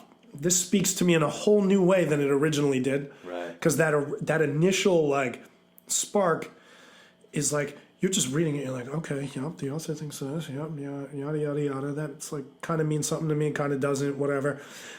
But then as your body of knowledge accumulates, your body of reading, your forgetfulness, your mindfulness, everything coalescing in your life experiences, you go through a breakup, you fucking get in a car accident, whatever happens. And then you're like, oh yeah, the passage of that book. Maybe you're asleep one night and you're like, oh, I dreamt about that passage. Wait, let me reread this. Why does this seem like a new book? Yeah, I remember all the words, but it looks so different. Right. It's like rewatching a movie that you watched as a kid or something. You find something new in it. You're like, yo, this is totally fucking different. Yeah. Despite being all the same shit that I remember. So, at least that's my opinion. That's why you might reread a book or Yeah. a passage or a chapter. Yeah, right now I'm at the time, I guess, at the phase of this reading thing that I definitely spend like I allot time in my day to read. Like Same. I make it a point. It's usually in the morning, like right when I it's wake dope. up. I'm more afternoon and night. Yeah. Or I take the train a lot. I go to Boston a lot. That's so right. Yeah, I'll that's a read it on great there. time. Yeah, it's an hour there, hour back. I'll knock out. That's why I hate driving. Yeah, you can't do shit. Yeah, exactly. I find that when I'm on, there's sometimes where it's like, damn, I wish I took the train, or I wish I could take a train here. And if I was driving, I would listen to an audiobook. Yeah, I've done that, and It's not it as works. good. It's not as good. Yeah, it works here and there, but it depends the subject matter. Like I Yeah. feel like if I'm reading something, maybe I understand it better, or maybe I'm able to like, I don't know, read over it and keep reading and kind of get what he's talking about or what the author's talking about. Hell yeah. Whereas if I'm listening to it, it's almost like a podcast where it's like I'll listen and then forget, listen and then forget. Yep. You know? Same. I don't know. There's something I guess about reading the physical thing, which I remember being a kid. On the the contrary, we're talking about reading. I guess the opposite of that would be writing, maybe, or speaking. I don't know. Yeah.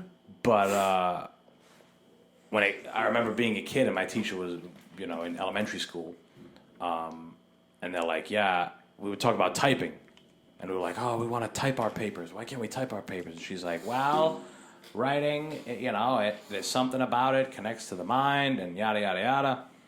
So I mean, I probably agree with that now. As a kid, I was like, fuck you. Yeah. But yeah, now yeah, it's yeah. probably like I I agree. could probably see that.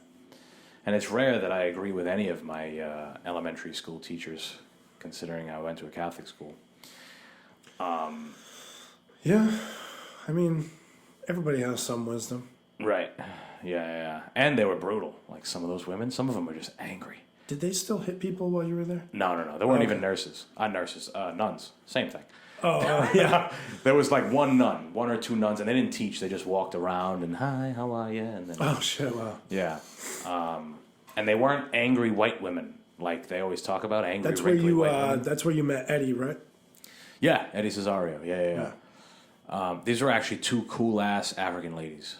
They were just cool as shit. I didn't know their sister whatever, but they were nice. And they didn't wear black and white. They wore blue and white. So they were fly. They were fly as fuck, these two ladies.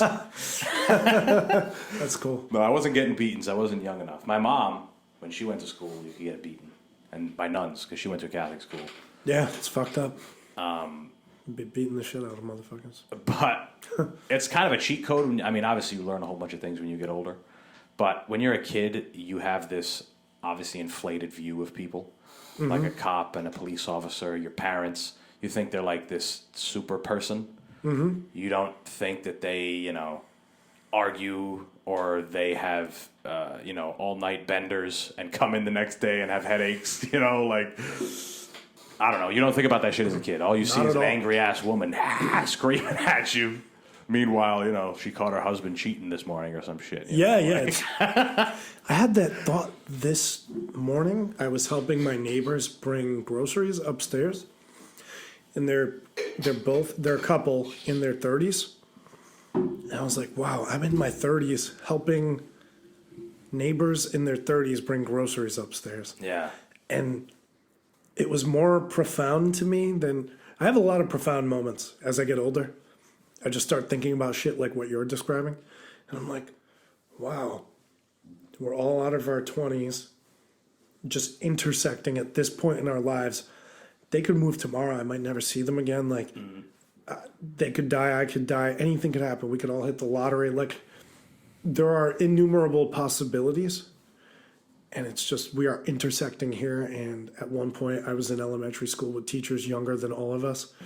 And just, that was one of the thoughts I had was, I used to have teachers who were 25 to 30. Yeah. I've aged past some of the teachers that I had. It's just a weird thing to think about because you always view yourself as like a character and then all the other characters like have their positions, but you don't think about how your character transitions over the course of a lifetime sometimes. Yeah, you know what I mean? yeah. Like it's an interesting thought. Like I still feel like the same kid who sat in an elementary school classroom and like had teachers who were like 27 or something. But if I were to now go back to that same seat and have that same teacher, I might be like, no, what you're saying is bullshit. I don't agree with you. Yeah, clearly you like went out drinking last night. Like, shut up. You know, like, why didn't you call out? Or, you know, just to use your example. But yeah, like it's weird. Life has a really funny way of like bringing everything into perspective. Well, to speak to that analogy you had, when I was a senior in high school, right, you're like 17, 18, we had a brand new, they fed this motherfucker to the wolves. We had a I think you've told me about this. brand new teacher. He was like 24, 23, right out of school, right out of like, what's that shit when you're a teacher's assistant, residency, right out of that shit. Like, this kid is not that much older than us. Some of us are 18. We're adults, like, you know, legally. And this guy was teaching only seniors. The classes he were teaching was only, he wasn't dealing with freshmen who would, listen to you, where, you know, you're a freshman, you're 14, 24, 10 years older. That's a little more significant. You're still kind of a kid when you're 14 and 15. And this motherfucker was just getting bombarded every day, just ruined. Because the kids, we ain't going to listen to you. Yeah, you're like 4 years older than us. Like, we're not listening to you. That's rough. So, yeah, it is brutal. But, yeah, I don't know. I think sometimes school, especially elementary schools, like, they're kind of, for a lot of kids, they're an escape. Like, it's better there than at their house. Oh, for me, definitely. I grew up in a very abusive household. So, Right. No, I mean, I felt similarly. So much better. Yeah, exactly. Yeah, you had experiences as well. Right. So, to be a teacher, it's like there's kind of a pressure on you.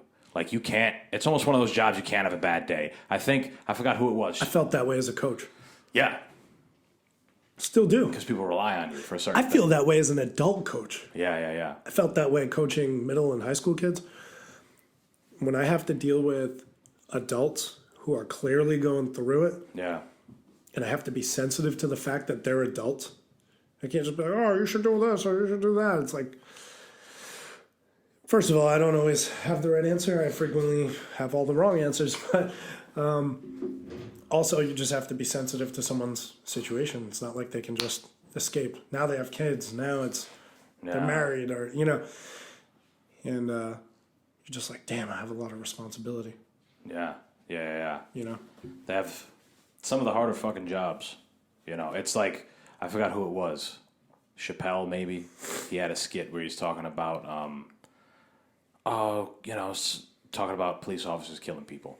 And he's like, hey, you must have had a bad day or whatever. And he's like, I think there's certain jobs you can't have a bad day. Like, doesn't he say pilot? Pilot, like an airline, like a fucking commercial plane. He's like, you can't have a bad day as a fucking pilot. Motherfuckers die. Like, But there's so many teachers, and there's not nearly as many commercial fucking pilots as there are teachers. Agreed. So it's a lot harder to become a pilot. It's a lot harder to become these other things than it is to become, unfortunately, a policeman or a teacher. Like the bars to entry to become a police officer. There's dumb motherfuckers who are police officers. There's nervous motherfuckers who don't know how to deal with certain situations that are police officers. Mm-hmm. I had Glenn Williams on here. Not Glenn Williams. Glenn Goldsboro. Sorry, Glenn. Glenn.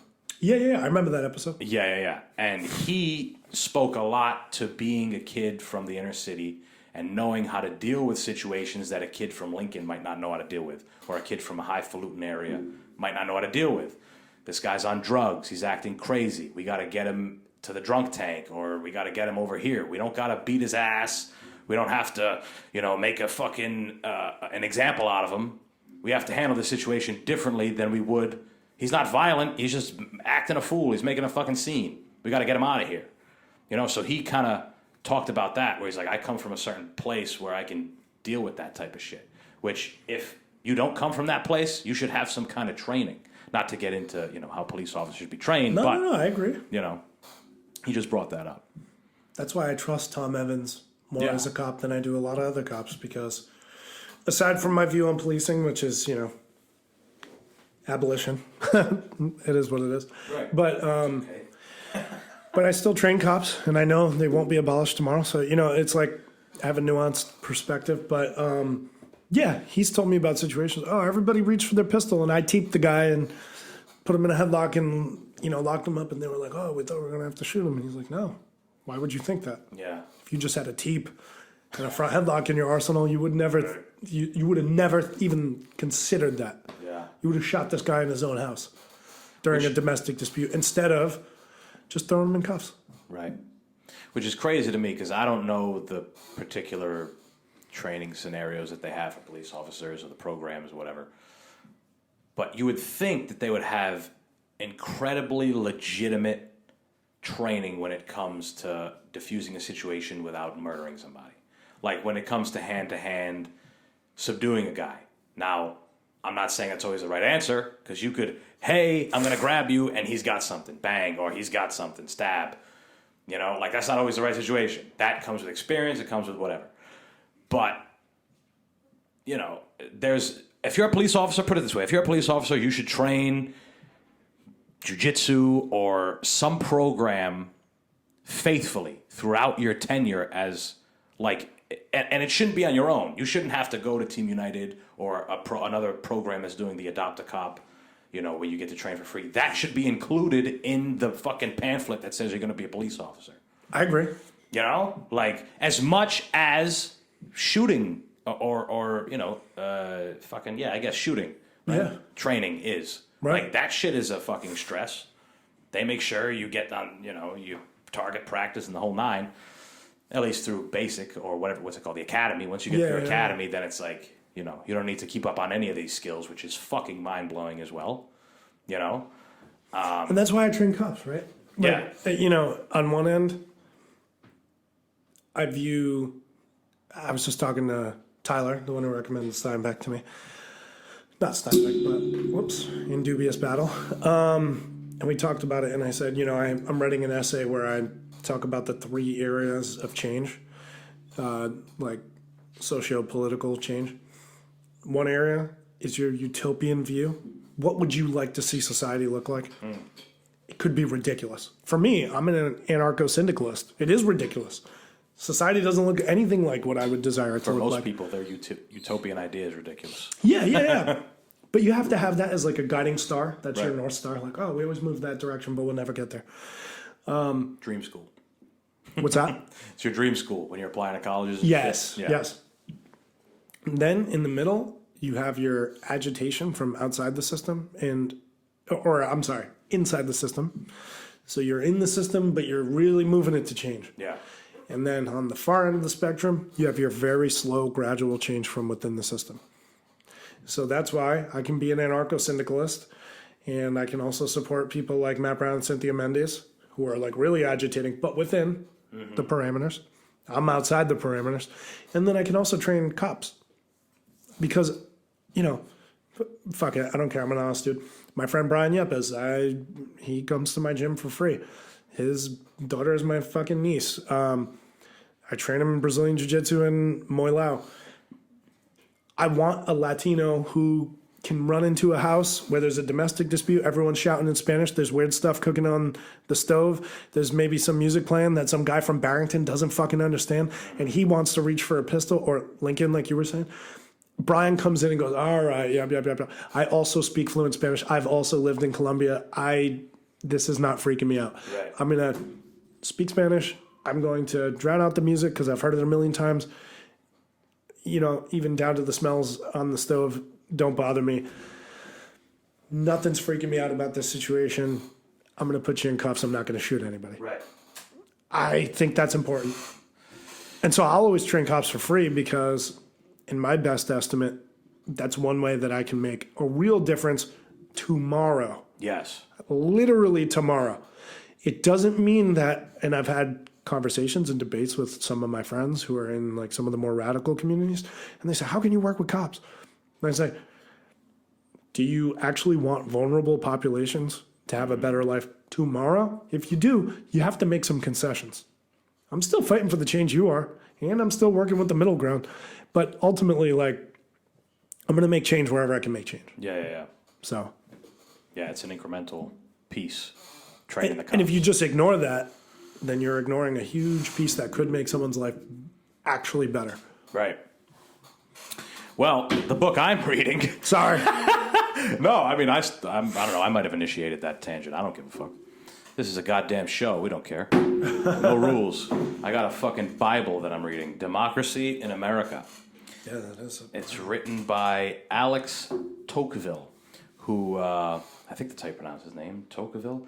And upon reading the introduction, apparently this is a monumental piece of literature regarding America. Can I take a look at it? Yeah. Keep talking. Him and his partner, I'm forgetting his first name, his last name is Dumont, or Beaumont, that's what it is, Beaumont. They came to America partially funded by the French to do some, I guess, reconnaissance and research on the prison system, penitentiaries. Carceral system, yep. Yeah. So, but it turned into a 16-month or something, 14-month excursion, more or less through the known United States. Like it was during, frontier expansion and shit like that, 1830 something maybe, I think he was in America. He went through all 24 states, writing down pretty much everything he sees, all his observations, and super interesting. And I've only really read the introduction, which is pretty long. The intro of the book is it's kind of outlining his credibility and his, I guess, common themes throughout the book. And a lot of it's interesting. He talks a lot about... 935 pages. Yeah, it's brutal. That'll be the longest book I've ever read. But it's definitely interesting. It's got me roped in already because some of the stuff that he's saying is stuff that I'm seeing now. In the idea that, at this time in the 1830s, what he was observing was the fact that Americans all came from somewhere else. There's no preconceived idea like there was in France of a monarchy or, a Napoleon-type fucking emperor or ruler, whatever the fuck you want to call him. Right. There was no idea of hierarchies based on royalty or family or any of that shit in the beginning times of America in the 1830s when they were trying to fucking put shit together. He analyzes that. He sees how we have quite the idea of the individualistic approach. But at the same time, he's kind of in awe at what we're doing or what they were doing at the time. And it was basically building a government with no government. That's kind of how he describes it. He's like, there's basically no government here. Like, I kind of don't understand what's going on. But he breaks it down where it's like, all right, this village has its own group of people who are very much involved in making things happen in the village, fixing the roads, fixing this, buildings, whatever the fuck. It was just stuff that he was noticing. And he also noticed that the power was to the masses. It wasn't, every other place in Europe had a specific magistrate. The guy we listen to, what he says fucking goes. Not here. It was the idea of the people, whatever the majority was, and he had positives and negatives to that. It's like, okay, the thing that scares me is like the majority could overtake whatever, and whatever the majority is, good or bad, it basically, in not so certain terms, controls the narrative of what everybody has to think this way. You know what I'm saying? Because it's essentially everybody. It's mostly everybody. Even if it's 70%, it's almost everybody. Which was interesting as I was reading it, because it's like, we're kind of living there now with certain things, right? Cancel culture, which is starting to go away a little bit.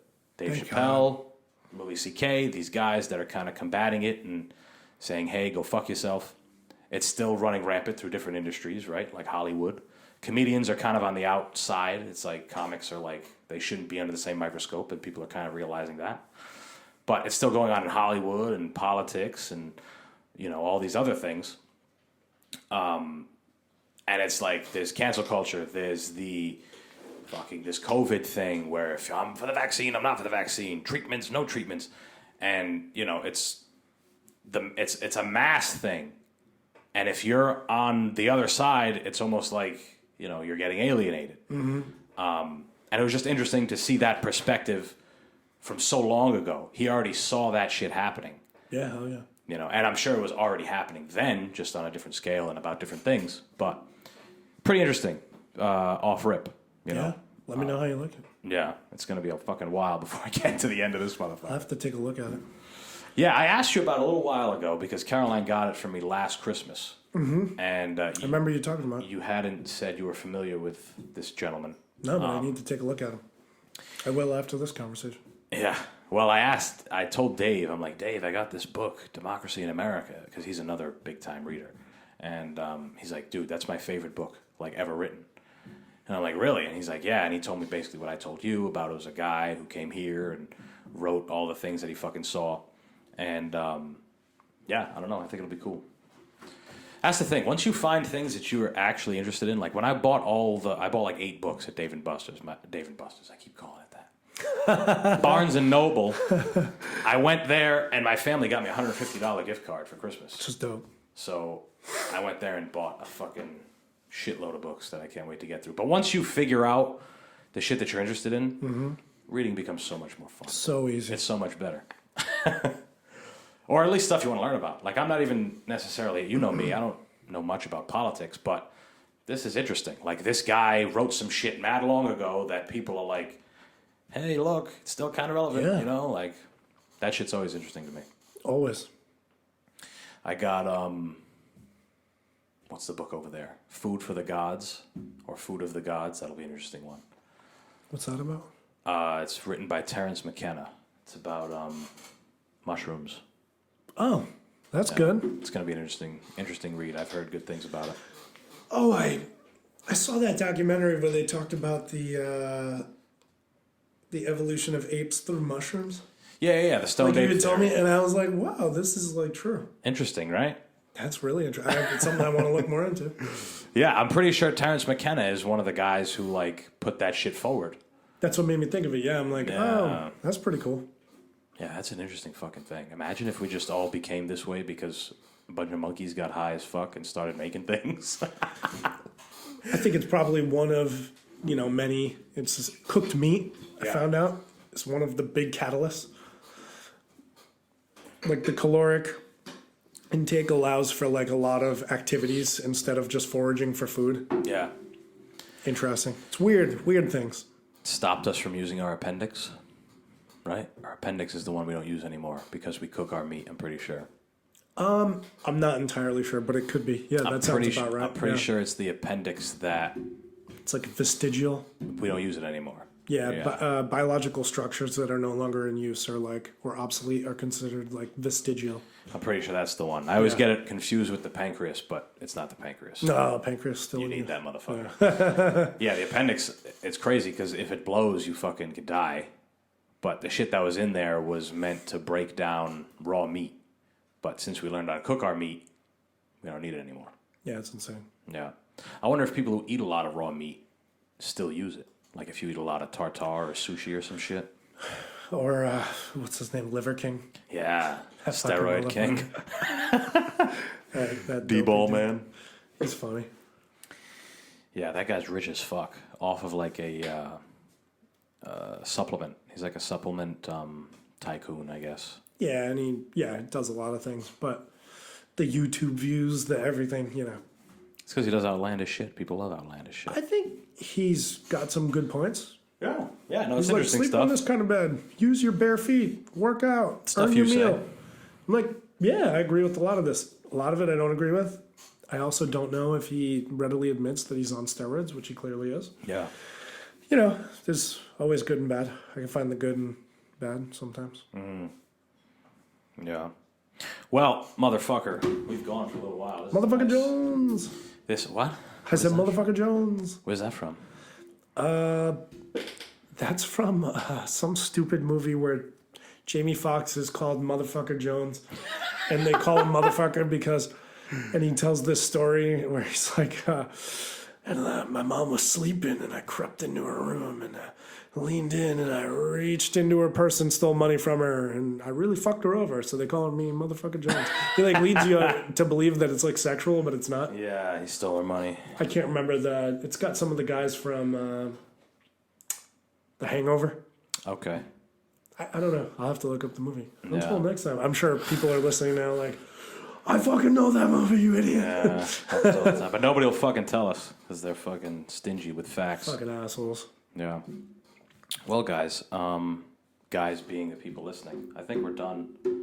We've been going. We've given you guys some decent fucking content for today. We did it. Yeah.